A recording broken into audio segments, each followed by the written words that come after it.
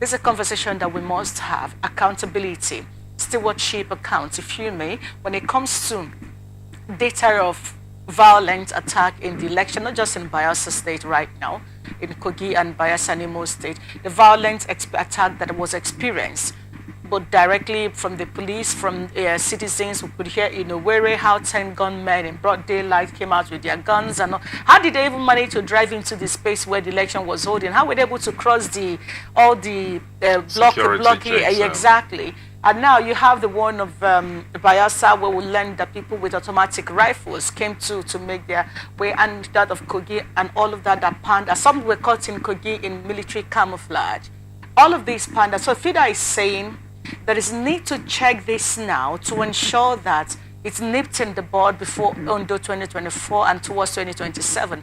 Realistically speaking, we've had elections that we don't know of any consequence against these attackers. If our general election where we lost a very vibrant young man in Ahoda, Otonyeko's party leader in that region, nothing, I mean, it's the story.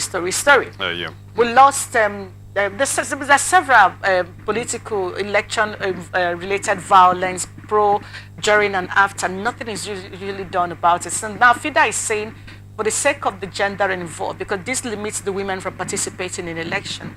But do you think that this call can go anywhere? The call will not go anywhere, because the problem is not a problem of women. The problem is with the entire Nigerian system and state. Our electoral process over the years has not been improving. We've had different governments that have come up with different electoral reforms, but up to date, nothing substantial has happened. If you look at the last election, all the complaints during the last election,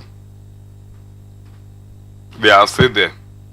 The recent election was just in how many states? Very few states.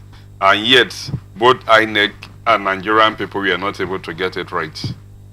It's the same politicians that are there. And many of all these violence are normally sponsored by politicians. They empower these boys, the thugs, to do that. They bribe the law enforcement agencies to work for them. Even INEC, most time, there have been reports of INEC even compromising on their responsibility during election.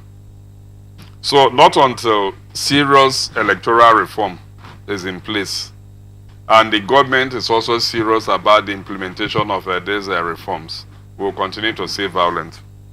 Over the years, so many people have been arrested for electoral violence, both the big and small, from the politicians to the middle class to the thugs at the grassroots.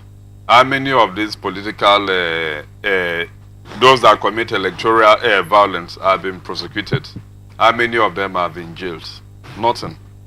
During the election, you hear that they've been arrested. After the election, that's usually the end of the case. The politicians that they are working for will go give the police or whoever some money, and they will be released. And another election, they will still use the same people. So there's actually no sanction. There's nothing like consequent management on the part of the politicians that if you are involved in electoral violence, you will be blacklisted or banned from contesting in any future election. There's nothing like that. Those that do it in the various security agency also, there's no sanction against them. The worst that can happen to them is just for them to be transferred outside that location to another place. Where they go to the new place, they do the same thing. You come to INEC also. Many of the INEC staff that usually compromise also during election, what do they do to them? Nothing. They still sit back and continue to work. And next election, they are still going to do more. So the cry of FIDA will not go anywhere. That cry will not be able to make any impact, it will make any change. Because that violence that we usually experience during election, not until we change our mentality and orientation, it will continue.